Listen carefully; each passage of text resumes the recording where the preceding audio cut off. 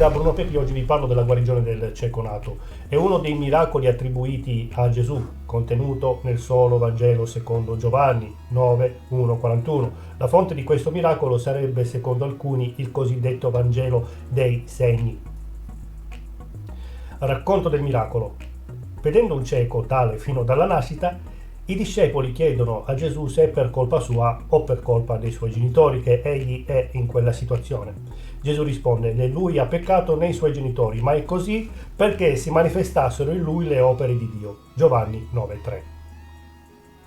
Viene poi descritto propriamente il miracolo.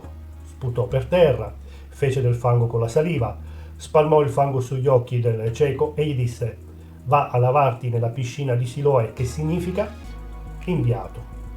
Lui andò, si lavò e tornò che ci vedeva. Giovanni 9, 6, 7. A questo punto vengono raccontate tutte le reazioni del miracolo. La gente dimostra curiosità e meraviglia al fatto accaduto. I farisei non vogliono credere al miracolo che è stato fatto in giorno di sabato e, secondo la loro interpretazione della legge, non dovevano essere compiuti miracoli di sabato. I genitori del cieco, per paura, si dichiarano estranei al miracolo e dicono di non sapere come sia avvenuto. Il cieco guarito continua a sostenere che Gesù ha compiuto il miracolo.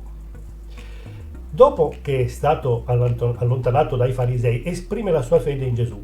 Egli disse: io credo, Signore. Egli si prostrò davanti. Giovanni 9,38. Da ultimo Gesù trae la sua conclusione: io non sono venuto in questo mondo per giudicare, perché coloro che non vedono vedano e quelli che vedono diventino ciechi. Giovanni 9,39. Il Vangelo secondo Giovanni dedica un intero capitolo a questo miracolo.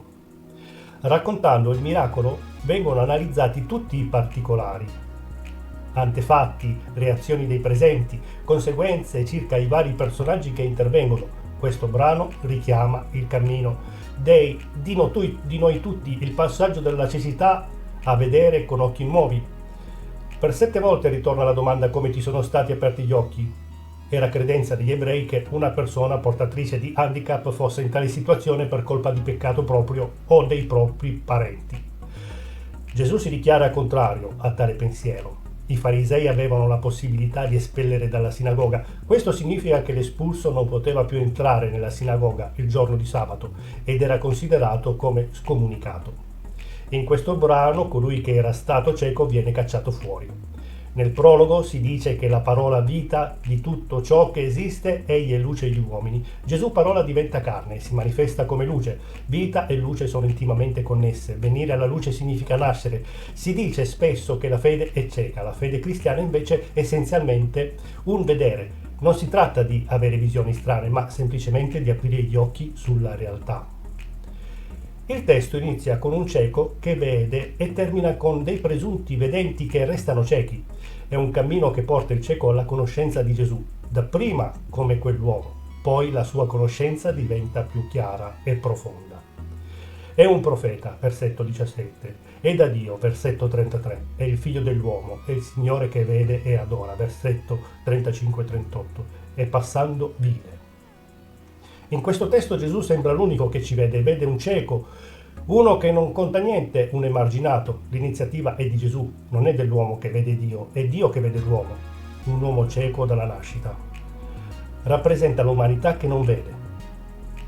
Subito i discepoli intraprendono un discorso moralista su chi ha peccato, la malattia associata al peccato.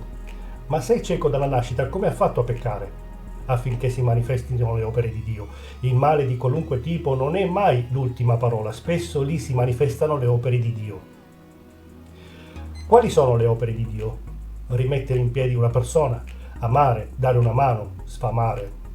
Dobbiamo compiere le opere. Noi siamo chiamati a dargli una mano. Sputò a terra, fece del fango. Il gesto richiama la creazione, Genesi 2,7.